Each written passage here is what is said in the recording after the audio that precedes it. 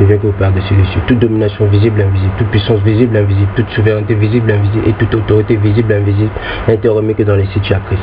Bon, je vais poursuivre avec le même sujet, hein, qui parle de l'esprit de sagesse. Pourquoi le peuple bantou souffre?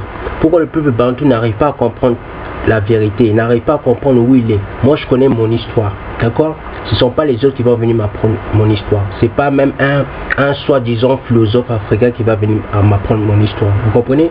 D'accord? C'est moi-même qui fais mes propres recherches et je trouve le bonheur en faisant des recherches. Je trouve la solution et je trouve la source de où je vais appuyer, de où je vais en venir, de où je vais résoudre mon problème. Vous comprenez? Bon, genre dans le vif du sujet. Les images que vous voyez à la télé sont très dangereuses.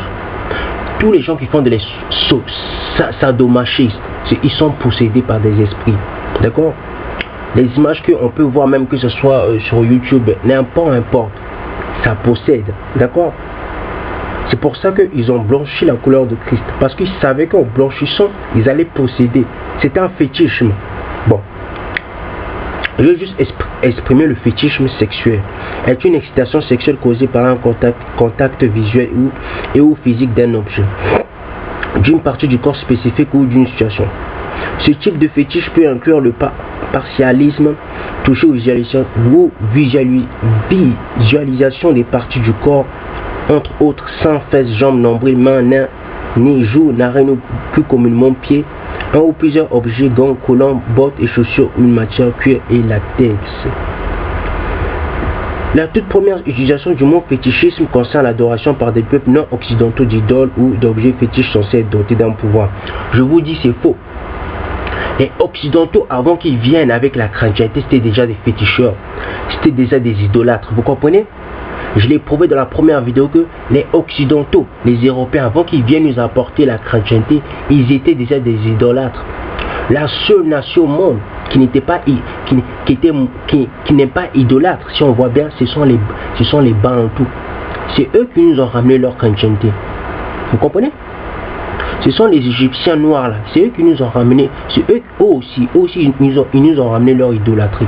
Vous comprenez? Tous les idolâtries viennent d'Égypte antique, viennent des Romains et des Grecs. Nous les Bantous, nous on ne connaissait pas l'idolâtrie, c'est eux qui nous ont ramené leur idolâtrie. Vous comprenez? Je poursuis. Au tournant des 19e et 20e siècles, le terme subit une extension du champ sémantique vers le domaine sexuel. Un fétichiste devient essentiellement l'adepte d'une activité sexuelle plus ou moins tolérée suivant les différentes cultures. Bon, là on a vu le fétichisme sexuel, ça sert à quoi? Ça joue beaucoup sur la vue, les images. Il faut faire très attention à ce que vous regardez. D'accord? Mais moi je ne savais pas ça. Je l'ai appris. Donc je vais me faire très attention. Que l'Éternel nous bénisse, qu'il nous garde, qu'il nous délivre, qu'il nous enseigne encore. D'accord? Bon, je poursuis. Le fétichisme désigne au sens propre l'adoration des fétiches. Le terme provient étymologiquement du artifice, de sortilège, d'extorsion. Nom donné par les Portugais aux objets de culte des populations d'Afrique durant leur colonisation de ce continent, le terme lui-même est dérivé du latin destin. On dit que le fétichisme, chez les latins, on appelait ça destin. Bon, je vais prendre un passage des Écritures qui parle de ça dans la prochaine vidéo. Hein? On va parler de ça. Vous allez voir que quand l'Éternel parlait des dieux des destins, il parlait de ceux qui font le fétiche. Vous comprenez? Vous allez voir. Vous allez voir que la Bible parlait du futur. La Bible connaissait déjà, les Écritures connaissaient déjà qu'est-ce qui allait se passer, se dérouler en ce temps, en ce moment. Vous comprenez? Non, je poursuis.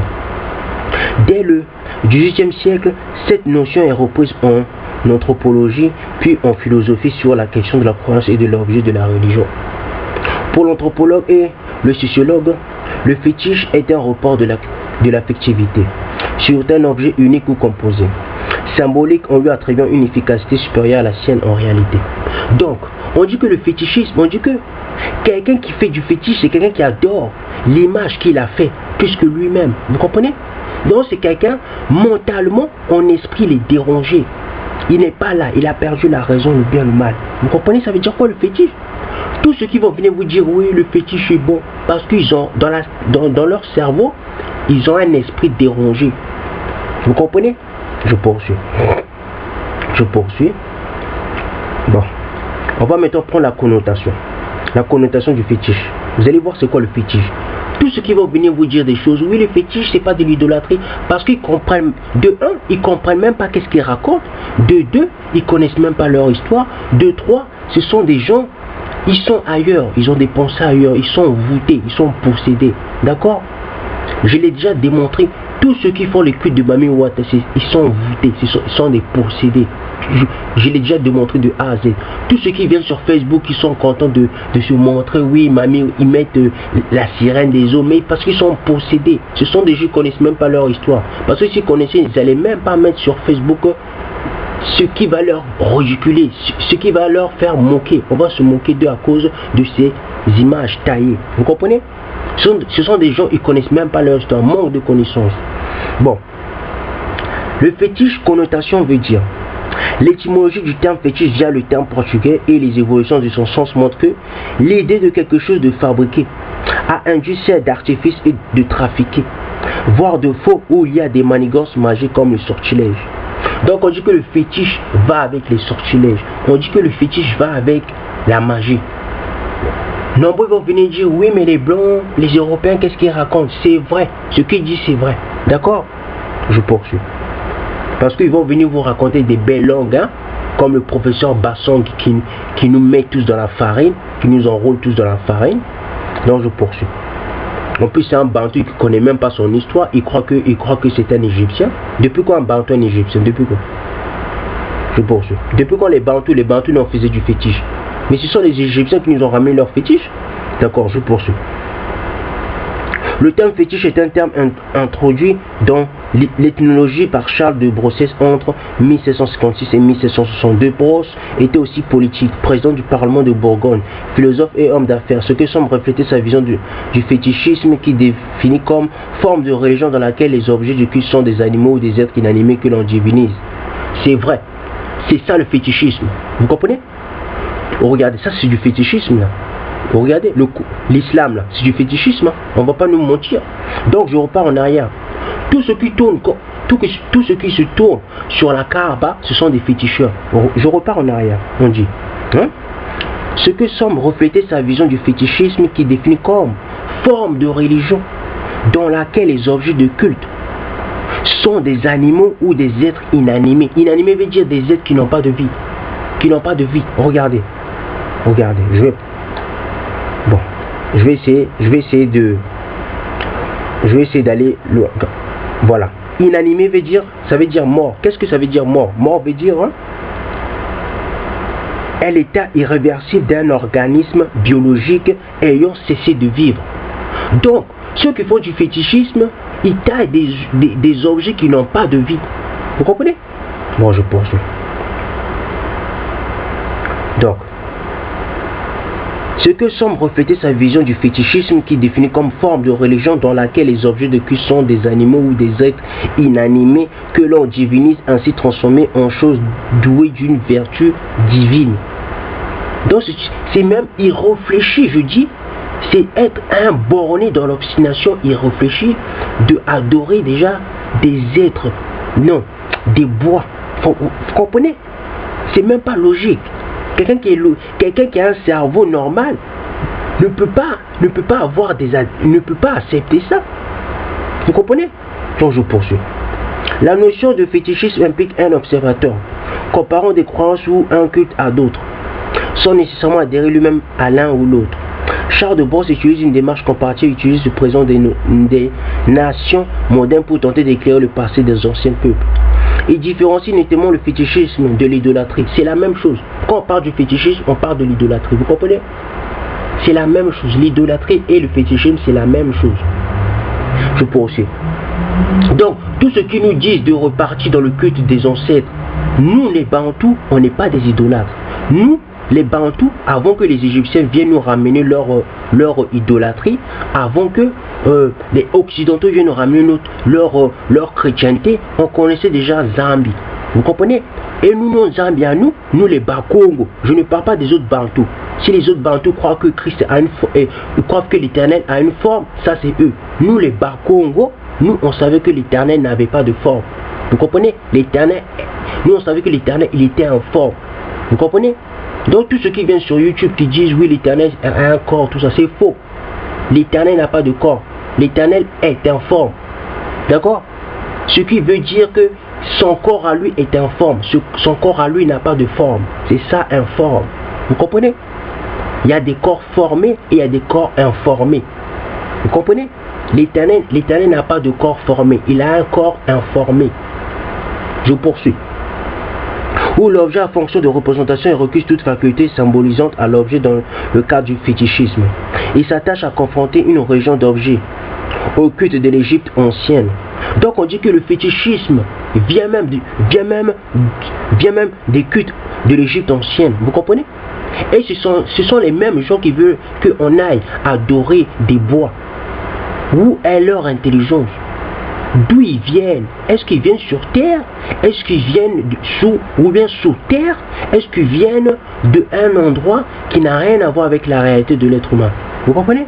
Donc je poursuis. Et aux religions de révélation, voire à toute autre forme de religion primitive. En 1760, donc on dit que le fétichisme vient des Égyptiens. Vous comprenez? Nous les Bantous, on ne connaissait pas le fétichisme. Vous comprenez? Bon, je poursuis.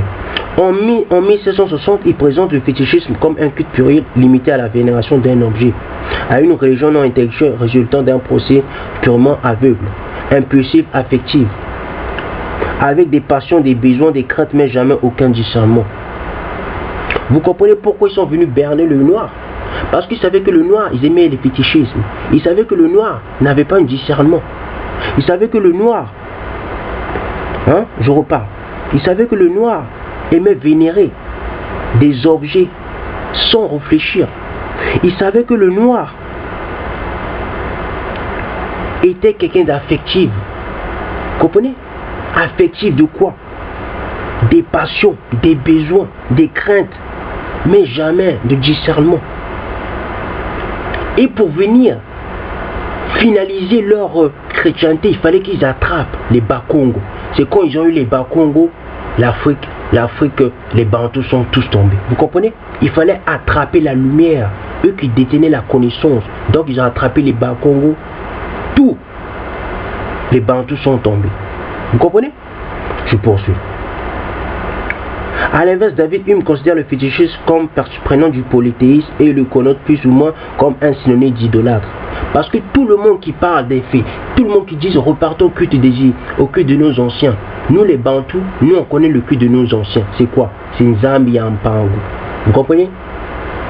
D'accord? Ou bien c'est Nzambi Tulendo. Ce sont des attributs. C'est pas son vrai nom. Son vrai nom c'est je suis celui qui suis. Vous comprenez? Nous on ne connaît pas le culte des ancêtres. Nous les Bantous, nous sommes les vrais Israélites. Je l'ai déjà démontré à plusieurs fois. Même les Français, quand je dis les Français, les chercheurs européens ont démontré que les vrais Israélites, ils étaient noirs. C'est nous les Bantous, nous sommes les vrais Israélites. Nous, on n'a pas besoin d'aller adorer des choses que les Égyptiens ils ont créées, qui n'ont ni de discernement. Vous comprenez? Je poursuis. C'est à partir de ces deux visions du fétichisme et de sa place dans le processus de construction de la religion que la problématique ethnologique rejoint la problématique philosophique. En parlant du rapport entre les religions et le fétichisme, Alfred Binet écrit « Il est certain que toutes les religions côtoient le fétichisme et quelques-unes y aboutissent.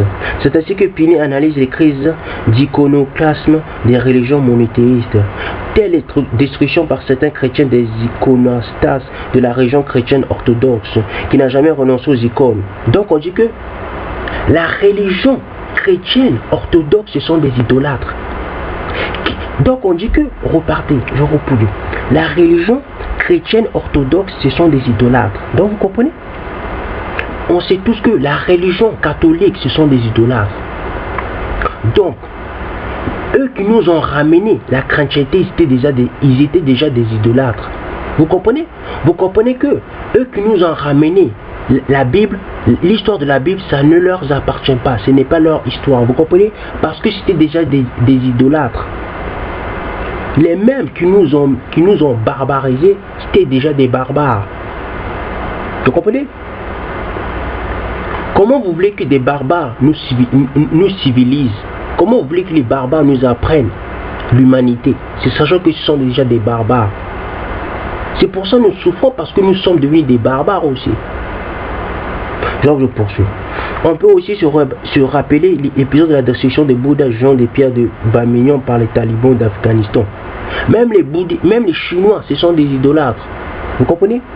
Ils prient leur Bouddha. Nous, depuis que notre Nzambi Yampangu a une forme. Nzambi Yampangu, il a un corps informe, il n'a pas de corps formé. Vous comprenez? D'accord? Donc je poursuis. Je vais aller dans le culte de l'Égypte entier, comme on voit. Regardez. Le culte de l'Égypte antique, on dit quoi? La religion de l'Égypte antique, une des religions polythéistes de l'espace méditerranéen antique, date d'au moins de 4 millénaires. Avant notre ère, elle ne disparaît qu'avec son interdiction par les empereurs romains chrétiens au IVe siècle. Durant les 5000 ans de l'histoire de l'Égypte pharaonique, la religion très présente dans la vie des Égyptiens n'a que peu évolué. Cependant, selon les périodes, certains dieux sont devenus prédominants alors que d'autres pensaient au second plan. De plus, chaque culte était originaire d'une région différente. Donc on dit que, regardez, les mêmes gens qui nous disent de repartir dans le culte de Isis-Ra, ce sont des gens, je vous avais déjà dit dès le début, ce sont des gens, ils sont atteints de, comment on peut dire ça? Ce sont des gens qui ont un cerveau déboussolé, ce sont des gens qui sont perdus, ce sont des gens qui aiment le pagaille, ce sont des gens qui ne respectent pas déjà leur propre corps, ou bien leur propre imagination, ou bien leur propre esprit. Parce qu'on dit que au temps ancien, dans chaque région de l'Égypte, il y avait un dieu. Bon, je répète, on dit que dans le temps ancien, chez les Égyptiens, chaque région, ils avaient des dieux, ils avaient un dieu. Donc, chaque région a un dieu proprement à lui. Donc, vous voyez comment ils sont fous. Et ces mêmes gens, ils veulent qu'on repart dans la folie. Vous comprenez? Bon, je poursuis. Ils n'ont même pas une capacité de bien réfléchir. D'accord? Ils ne connaissent même pas leur histoire. D'accord? Je poursuis. S'ils veulent repartir, mais repartez dans votre culte. Ben nous les Bantous, on n'est pas comme vous. Donc je poursuis. Cependant, selon les périodes, certains dieux sont devenus prédominants alors que d'autres passaient au second plan. De plus, chaque culte était originaire d'une région différente. Donc vous voyez, c'est pour ça que je dis que le peuple noir doit accepter la vérité que nous leur apportons. S'ils veulent être sauvés, ils doivent accepter la vérité des Bantous. Ils doivent accepter la spiritualité du peuple élu. Sinon, ils ne vont pas être bénis, ils ne vont pas être sauvés. Parce que depuis qu'un être qui a un cerveau normal peut accepter que dans chaque ville où il habite, il y a des dieux différents qui n'ont rien à voir avec l'autre dieu qui habite dans l'autre ville. Depuis quand un être humain peut accepter ça? C'est pour dire qu'ils étaient dans le paganisme et ils veulent qu'on reparte déjà dans le paganisme. Vous comprenez? Je poursuis. Depuis, chaque culte était originaire d'une région différente. La place de chaque dieu variait aussi selon la religion. C'est une religion thérianthropique qui instaure le pharaon comme Dieu. Donc on prenait un être humain pour Dieu. Vous comprenez? On prenait tous les pharaons pour Dieu. Et ce sont les mêmes gens qui veulent qu'on aille adorer maintenant des êtres humains. C'est pour ça nos soeurs, nos frères adorent des musiciens, adorent les footballeurs, adorent des êtres humains. Parce que ça vient de l'Égypte. Tout ce que les Européens, tout ce que les Occidentaux font, quand il s'agit des idolâtries, ça vient de l'Égypte. Même les Grecs, ils faisaient de l'idolâtrie parce que ça venait de l'Égypte. D'accord? Bon.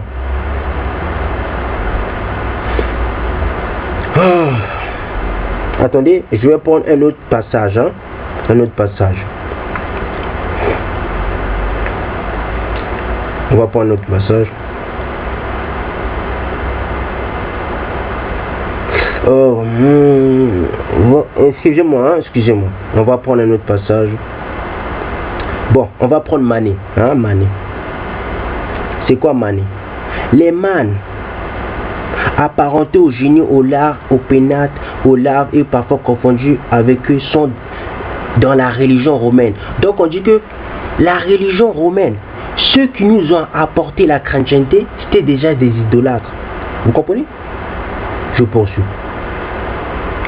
Ceux qui impriment le mieux la foi et l'immortalité de l'âme après la dissolution du corps. En latin, le mot signifie bon soit par antiphrase, soit sans restriction. Le culte des manées est un culte des ancêtres.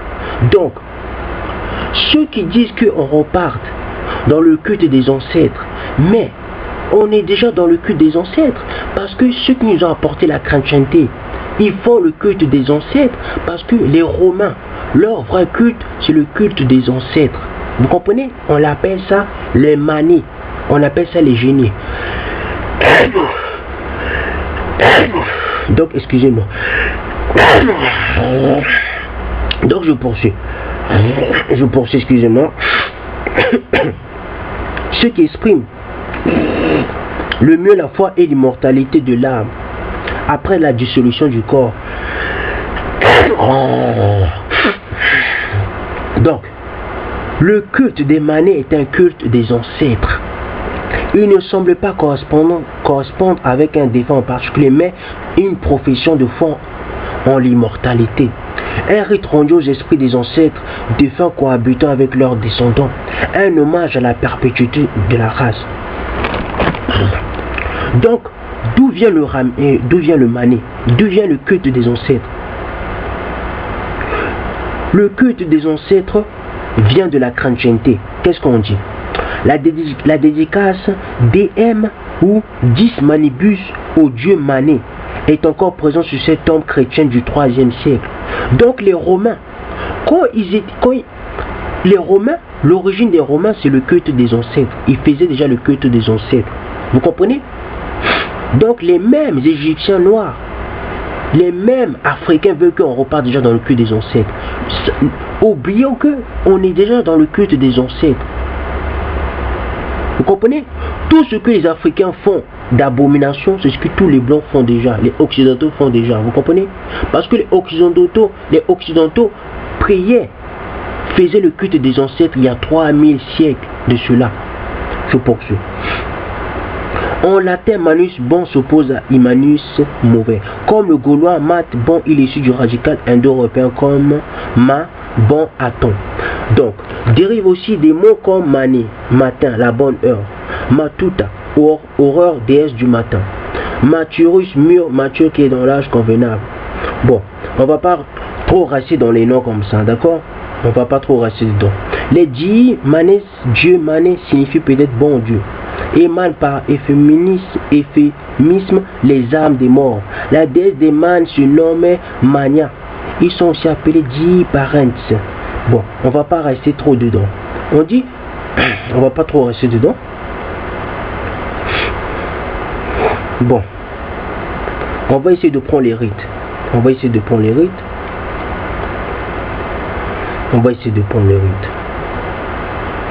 On dit quoi?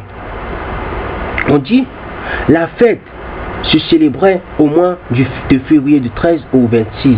Les affaires chemins, les temples étaient fermés. On décorait les tombes avec des violets, des roses, des lys, du myrte et on y déposait des nourritures variées. C'est ça les rites. Les rites du culte des ancêtres des Romains il y a 3 siècles de cela. Les manés bienfaisants sont les âmes de ceux qui ont une spirituelle convenable. Les larves sont celles de ceux qui n'ont pas une spirituelle décente. Les murs, quant à eux, sont les spectres des criminels qui hantent les maisons. Les inscriptions funéraires romaines composent fréquemment une dédicace au dieu Mané associé au défunt 10 manibis ou abrégé DM. Lorsqu'on fondait une ville, on creusait d'abord un trou, le mandis, image du ciel renversé. Donc eux, ils adoraient même le ciel. Ils adoraient l'image du ciel renversé. Donc ils étaient déjà des idolâtres. Comment tu vas adorer une création de l'Éternel? Vous comprenez? Donc je poursuis. Lorsqu'on fondait une ville, on creusait d'abord un trou. Dans le fond, on encastrait une pierre lapis manilis qui figurait une porte de l'enfer pour laisser passage au mal. On écartait cette pierre au mois d'août, octobre et novembre. Le culte était destiné à apaiser leur colère. Donc, le culte des anciens, le culte des ancêtres, c'est adorer des morts. Donc, c'est quoi un mort? Un mort veut dire, la mort est l'état irréversible d'un organisme biologique ayant cessé de vivre. Donc, les Romains, ils adoraient leur culte des ancêtres, ils adoraient des gens qui ont cessé de vivre. C'est pour ça que Christ disait que laissez les morts pleurer les morts. Et les mêmes Africains noirs, ils veulent qu'on aille adorer des gens qui sont déjà morts. Où est leur logique dans ça? Vous comprenez? Après, Abbé Guillaume, il va venir dire, oui, il y en a, ce sont des arrogants, ils parlent comme ça. Eh, mon frère, les mathématiques viennent des Bantous. D'accord, mon frère? Faut pas faire genre que les mathématiques viennent de l'Égypte, ça vient des Bantous. Nous, le peuple Bantou, on n'est pas des féticheurs, on n'est pas des idolâtres. C'est vous qui nous avez ramené cette religion. D'accord? Nous, on priait un Zambi qui n'a pas de... un Zambi tout puissant, qui n'a pas de forme, qui n'a pas une représentation que vous faites tout le temps. Vous comprenez? D'accord? Bon. Donc, on dit aussi la mort, se caractérise par une rupture définitive dans la cohérence des processus vitaux. Donc on dit que celui qui est mort, il ne respire plus, il ne mange plus. Hein? Et c'est ce que les Romains faisaient. Ils adoraient le ciel renversé. Ils adoraient des gens qui sont morts. Comprenez? Et ce sont les mêmes qui veulent qu'on repart dans le culte des ancêtres. Les mêmes noirs. D'accord? Donc, avant de parler, il faut d'abord connaître ton histoire. Parce que quand tu connais ton histoire, tu vas dire des choses qu'il faut dire. Ou bien tu ne vas pas faire des choses qu'il ne faut pas faire. Ou bien tu ne vas pas dire des choses qu'il ne faut pas dire. D'accord? Et les mêmes là, qui disent Hotep, ils disent repartons à notre culture égyptienne. Mais vous oubliez que nous sommes déjà dans le culte égyptien. Parce que le 25 décembre là, c'est prier Amora, c'est prier Zeus. Quand on parle de Zeus, on parle de Amora, c'est la même chose. Vous comprenez? Et tous les gens qui vont le dimanche à l'église, ils vont prier Amora, c'est la même chose. D'accord? Amora, c'est le dieu du soleil. C'est Sunday, le jour du soleil, si je ne me trompe pas. Sunday, c'est dimanche. Dimanche veut dire Sunday, ça veut dire dimanche. Vous comprenez? En grec, ça veut dire dimanche. D'accord? Bon. Qu'est-ce qu'on va prendre? Qu'est-ce qu'on va prendre? Donc j'ai fini avec Mané. Bon. Donc on a vu dans cette partie que les Romains, il y a 3000 siècles de cela, ils priaient le ciel renversé. Ils priaient des gens morts. Il faut être borné pour aller prier des gens morts. D'accord? Il faut vivre dans un monde à l'ouest pour prier des comment je peux dire, pour prier des choses qui sont mortes. D'accord? Bon, on va poursuivre. Laissez-moi le temps. Laissez-moi prendre le temps. On va poursuivre. Bon, on va parler. Je vais finir avec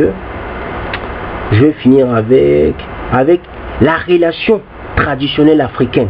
Tout le monde dit qu'il faut que, la plupart des gens disent qu'il faut qu'on reparte dans le culte des ancêtres. Mais c'est quoi le culte des ancêtres?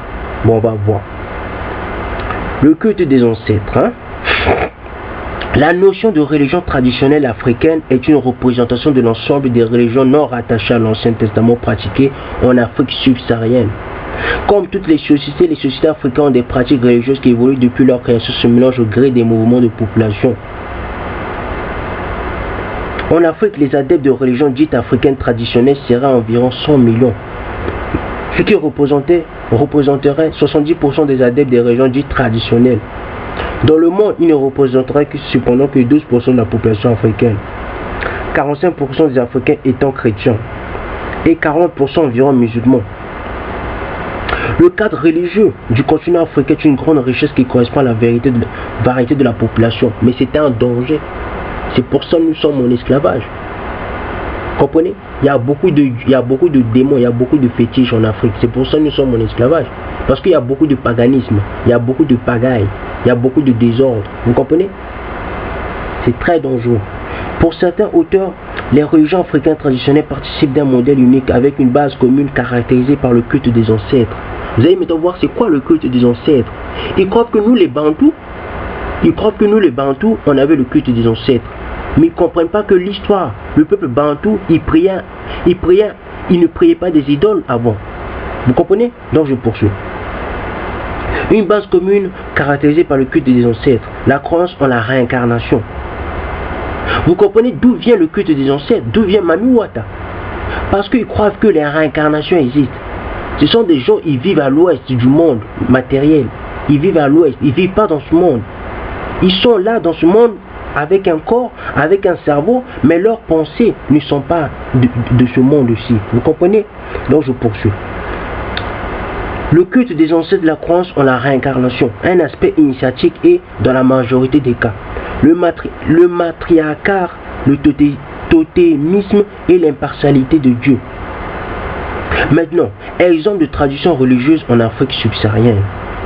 On va essayer de lire ça. Laissez-moi le temps, on va lire ça. Parce qu'il y en a plein. Bon. Je vais d'abord aller plus haut. Qu'est-ce qu'on dit plus haut? Laissez-moi aller plus haut. Là qu'on dit que le culte des ancêtres, la croyance en la réincarnation, un aspect initiatique et dans la majorité des cas le matriarcat, le totémisme. C'est quoi le totémisme?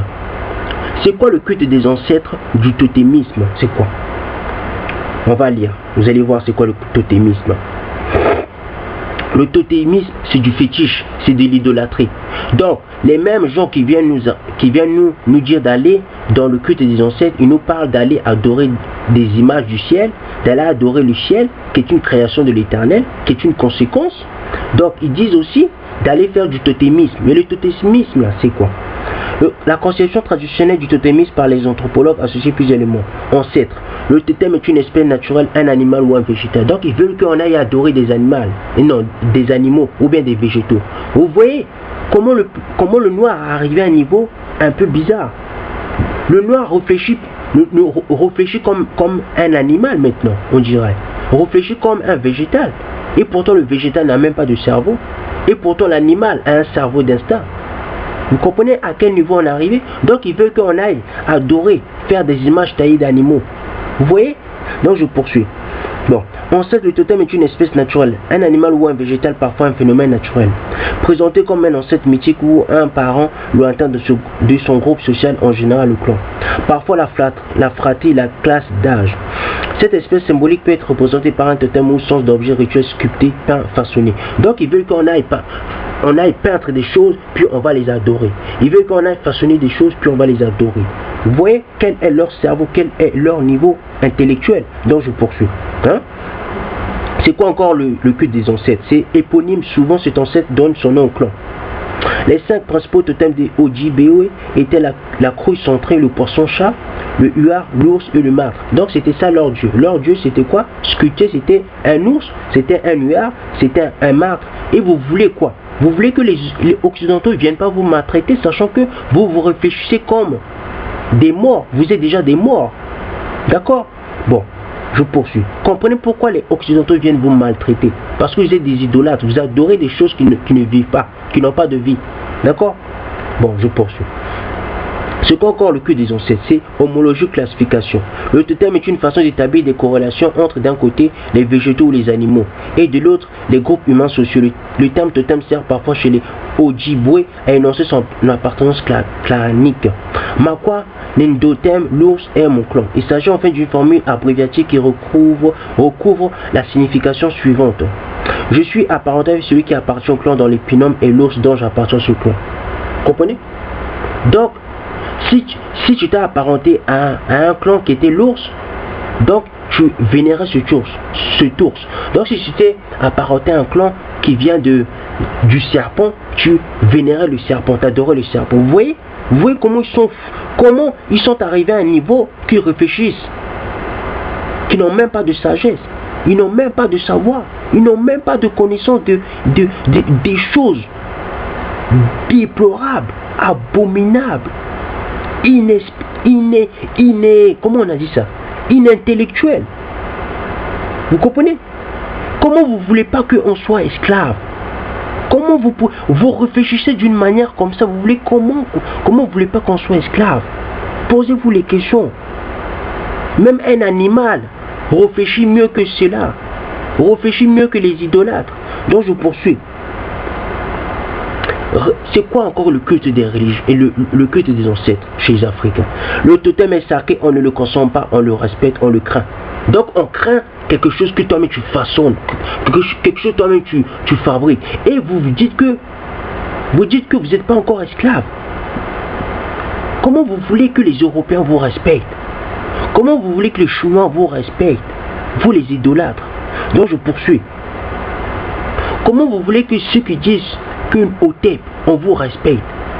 Comment vous voulez dire, vous dites que vous êtes panafricaniste, mais vous êtes des féticheurs, vous faites des totems. Comment vous voulez que moi je vous respecte? Et comment vous voulez que les Européens vous respectent? Donc je poursuis. Donc, la religion, le totem est sacré, on ne le consomme pas, on le respecte, on le craint. Le totem est présenté comme le fondement des institutions, un modèle de comportement, une exigence d'organisation. Donc, le totem, quelque chose qui ne bouge pas, qui ne vit pas, qui ne parle pas, bon, c'est quelque chose, c'est un modèle. Franchement, quelque chose qui ne bouge pas, qui ne marche pas, qui vous apprend rien, mais c'est un modèle pour vous. Mais écoutez, je continue. C'est quoi encore le culte des ancêtres? Le totem organise les alliances et le système des parentés la plupart du temps. Obligation est faite de choisir son conjoint dehors du clan qui a le même totem. L'exogamie totémique exige que les époux soient d'un clan, par exemple l'os, et les époux forcément d'un autre, par exemple le martre. Bon, je vais bientôt arrêter là parce que c'est du n'importe quoi. Franchement, c'est du n'importe quoi. Le culte des ancêtres, c'est quoi encore? Il faut distinguer le totémisme et la possession d'un esprit tutélaire. Phénomène répandu chez les Noirs amérindiens. Les Arabes étaient des sociétés qui adoptaient le totémisme dans certains animaux.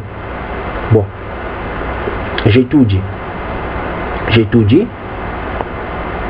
Bon, voilà d'où vient le malheur du peuple bantou. Voilà d'où vient le malheur de nous, nous les bantous, à cause de l'idolâtrie. L'idolâtrie nous a fait que nous sommes devenus un peuple qui n'a plus de sagesse. À cause des Égyptiens, à cause des Romains, à cause de la chrétienté, ainsi de suite. Voilà où nous sommes. Nous sommes devenus un peuple qui n'a plus d'intelligence, qui est dépourvu d'intelligence. Un peuple qu'on maltraite matin, midi, soir. Un peuple qui aime ses bourreaux. Un peuple qui sait qui sont ses bourreaux, mais ils vont quand même aller demander de l'aide à ses bourreaux. Vous comprenez?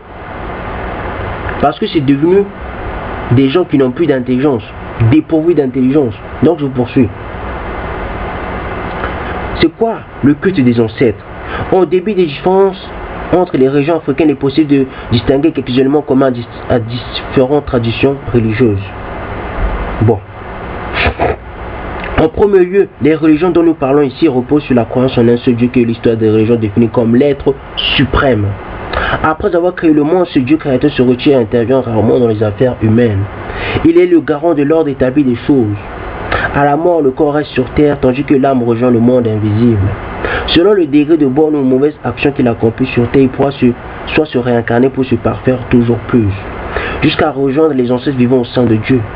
Quand son âme sera jugée suffisamment pure pour cela, soit subir une seconde mort.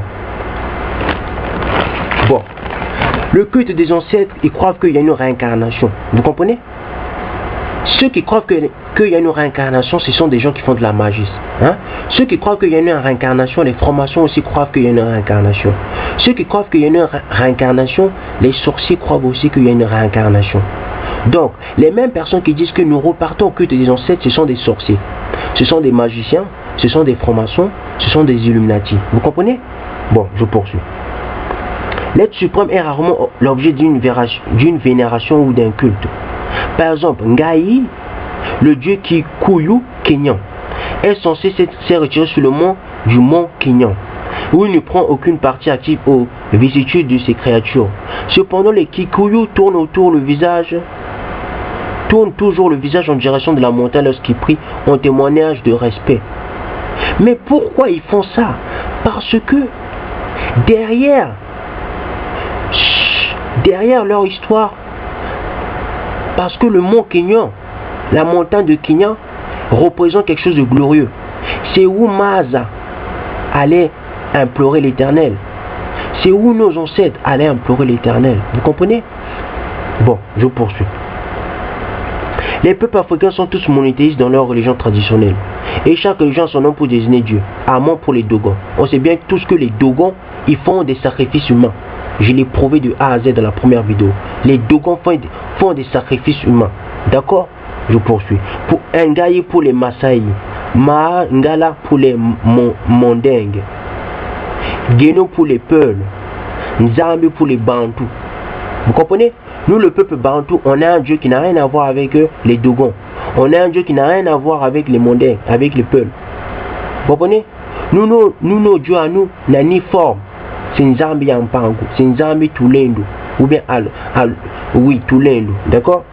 Je poursuis. Olodumare pour les Yoruba. Nyambe pour les Fang. L'être suprême est la figure la plus importante de toute une série d'êtres spirituels qui agissent en tant que médiateur entre l'être suprême et les humains. Les divers esprits sont très importants car Dieu est perçu comme trop lointain. C'est vers ces esprits que les croyants se tournent pour formuler leurs demandes. Il existe deux sortes d'esprits, ceux qui ne sont pas d'origine humaine et ceux qui, après avoir été des humains, sont devenus des esprits ancestraux. Vous comprenez? Et les mêmes gens qui disent repartons que des ancêtres, ce sont des gens qui veulent qu'on adore des esprits ancestraux, des gens qui sont morts. C'est comme moi quand je vais mourir, après ils vont dire faut m'adorer ou bien faut me rendre un culte. Où est votre intelligence? D'où vous sortez? Dites-moi d'où vous sortez. Donc je poursuis. Les esprits ne sont que hypostases qui représentent les multifacettes de la création de Dieu, à la fois unique et pluriel par ses actions, sa création. Les esprits d'origine non humaine sont souvent en rapport avec les lieux naturels. Par exemple, les esprits des bois ou les esprits de la mer. Au Kenya, l'un des esprits les plus actifs et les plus proches pour les Luos est Mumbo, l'esprit du lac Victoria sur les rives duquel habite les Luos. De quel esprit il parle? Parce que le lac Victoria chez les formations représente l'œil de la divinité, représente une source spirituelle. Mais il ne faut pas adorer le lac Victoria, parce que sachant que le lac Victoria c'est une création de l'Éternel. C'est une conséquence. Le lac Victoria c'est pas une cause. Vous comprenez? Je poursuis. Chez les Dogons au Mali, l'esprit de l'eau. Mais c'est qui l'esprit de l'eau? C'est un esprit. Un esprit de l'eau, c'est un ange, c'est un messager. Mais ils adorent des anges. Vous comprenez à quel niveau l'Africain est arrivé? Ou bien à quel niveau l'Africain était avant? Avant que les Européens viennent les trouver, viennent leur mentir encore, viennent leur ramener la chrétienté. Donc je poursuis. Est causé comme le père de l'humanité, celui qui a enseigné aux hommes l'art d'utiliser le feu et les outils. Maintenant, quel est l'esprit qui a appris à l'homme d'utiliser le feu et les outils? C'est pas un démon. Donc les Dogons ils adorent un démon. Lisez bien le livre d'Enoch. Vous allez voir que l'ange qui a ramené le feu, non, l'ange qui a ramené l'art d'utiliser le feu et les outils, c'était un démon. Donc les Dogons ils adorent un démon. Lisez bien le livre d'Enoch. Je poursuis. Les esprits de la nature n'ont pas une personnalité bien définie. Ils sont les gardiens du territoire sur lequel vit une population donnée et avec lesquels ils établissent des relations sociales complexes. D'autres esprits sont identifiés avec des phénomènes naturels, comme l'esprit du tonnerre, l'esprit du vent, l'esprit de la tempête, de la pluie, et ainsi de suite. Toutes ces entités spirituelles sont des êtres créés par Dieu plus puissants que les êtres humains. Elles peuvent être bonnes ou mauvaises, même avoir une nature ambivalente. Dans certains cas, elles sont amicales et bien disposées envers les humains, mais d'autres cas, elles peuvent se montrer hostiles. Certaines interviennent rarement, d'autres sont omniprésents dans la vie quotidienne. Bon, ça c'est vrai, je ne vais pas mentir, c'est vrai. Hein, c'est vrai. On trouve de telles situations avec les esprits Bori chez les Haouzas du Niger et ou les esprits Bissamba chez les Zéla du Zaïre. Hein? Cet esprit entre en contact avec les hommes à l'action d'état de transe ou de possession. Quelquefois, des familles entières d'esprits s'emparent périodiquement d'une personne et lui dictent son action par le bien du clan ou de la communauté tout entière. Ça, les gens, si tu es possédé, c'est pas bon. Parce que quelqu'un qui est possédé, il est envoûté. Prenez le dictionnaire. Ça, c'est démoniaque. D'accord? Bon, je poursuis. Les esprits des défunts. Les ancêtres appartiennent naturellement à la deuxième catégorie d'esprits. La mort ne transforme pas automatiquement un parent en ancêtre. Des rites précis sont nécessaires. Il accompagne en quelque sorte le défunt dans l'au-delà pour l'aider à assumer une nouvelle essence spirituelle. Ces rites consistent entre autres en double funérailles dans le cas desquels on s'attend à ce que pendant un certain laps de temps l'esprit du défunt soit mal disposé envers les vivants. Jusqu'à de secondes funérailles avec toute une série d'offrandes de prières collectives le réconcilier avec sa famille. Comment ça se fait quelqu'un qui est mort, vous allez faire des rituels? Comment ça se fait quelqu'un qui est mort, vous allez faire tas de choses, sachant qu'il a cessé de vivre? Où est l'intelligence dans ça? Où est la maturité spirituelle dans ça? Donc je poursuis. Les liens entre les vivants et les morts sont très forts. Il faut respecter les morts et les honorer au moyen d'enfants de diverses natures. Ils gardent une forme ferme en prise sur la structure familiale et en redoutent de provoquer leur colère. Les ancêtres représentent le lien le plus immédiat entre les vivants et le monde spirituel. Ils sont en mesure de garantir la prospérité, la santé et la fécondité de leurs descendants. Au Kenya, la structure sociale des Kikuyus est le reflet du monde de leurs ancêtres, qu'ils appellent Ngomas, et parmi lesquels figurent les Ngomas Asiari, ou ancêtres immédiats. Bon. Pour les rites religieux, les jeûnes, les pèlerinages ont lieu sans les offrandes et sacrifices, les prières quotidiennes, les grandes cérémonies en l'honneur de Dieu, des ancêtres et des esprits tutélaires et les cycles d'initiation répétés suivant les étapes de la vie via les classes d'âge ponctuées la vie spirituelle en Afrique. Bon, c'est ça le culte des ancêtres. On a vu que dans le culte des ancêtres, il y a du bon et il y a du mauvais. Tout n'est pas mauvais. D'accord? Bon. Voilà. Maintenant, moi je vais prendre justement les écritures. Je vais prendre Sagesse 10. Sagesse 10, on va maintenant entrer dans les écritures. Parce que la troisième partie, ce sera que avec la Bible. D'accord? On va prendre Sagesse 10. Sagesse 10, 8, 21. Sagesse 10, 8, 21. Ceux qui ont dédaigné la sagesse, non seulement sont devenus incapables de connaître le bien, mais encore ont laissé à la postérité un souvenir de leur folie. Vous comprenez? Qui nous a laissé la folie? Ce sont nos ancêtres. Vous comprenez? Je poursuis. Pour que dans leur faute même, ils ne puissent rester cachés. Mais la sagesse a délivré ses serviteurs de leur épreuve. Donc on dit que si le peuple noir veut se délivrer, si le peuple noir veut être libéré, il faut qu'ils acceptent la sagesse. C'est la sagesse qui libère. Je poursuis. Le juge qui fuyait la colère de son frère, elle le guida par de droits sentiers. Elle lui montra la royauté de Dieu et lui donna la connaissance des réalités saintes. Elle le fit prospérer au milieu de ses fatigues et multiplia le fruit de ses labeurs, et elle assista contre la cupidité des exploiteurs et finit par enrichir. Elle le gardait de ses ennemis. Vous voyez, grâce à la sagesse, ton ennemi ne peut pas t'atteindre. Grâce à la sagesse, tu peux t'enrichir. Vous comprenez? C'est la sagesse qui fait enrichir. C'est la sagesse qui donne la richesse. Le peuple noir n'a pas besoin de la richesse parce que le peuple noir est déjà riche. Le peuple noir a besoin de la sagesse. Vous comprenez? Elle habitera même un dur combat en sa faveur pour qu'il sache que la piété est plus puissante que tout. Elle n'abandonna pas non plus le juste qui fut vendu. Mais elle arracha au péché. Elle descendit avec lui dans la fosse et ne l'abandonna pas dans ses liens avant de lui avoir procuré le sceptre de la royauté et l'autorité. Voilà. Quelqu'un qui a la sagesse, il peut être autoritaire, il peut dominer, il peut avoir le sceptre de la royauté. Donc je poursuis. Sur ceux qui étaient ses maîtres par là, elle convaincue de mensonges et calomniateurs. Et elle lui conféra une gloire éternelle par elle, le peuple saint. De race irréprochable fut délivré d'une nation d'oppresseurs. Donc on dit que grâce à la sagesse, on a une gloire éternelle. La sagesse, c'est la sagesse qui apporte la gloire éternelle. Donc je poursuis. Elle remet au sein le salaire de leurs dieux travaux. Elle est conduite par une route étonnante. Elle devient pour eux un abri durant le jour, un flamboiement d'étoiles pendant la nuit. Elle leur fit traverser à pied la mer Rouge. Elle les fit passer à travers des eaux abondantes. Mais leurs ennemis, elle les engloutit, puis dans un bouillement les rejeta du fond de l'abîme. Parce que l'esprit de la sagesse au temps-là, c'était Maz. Maz avait l'esprit de la sagesse, vous comprenez?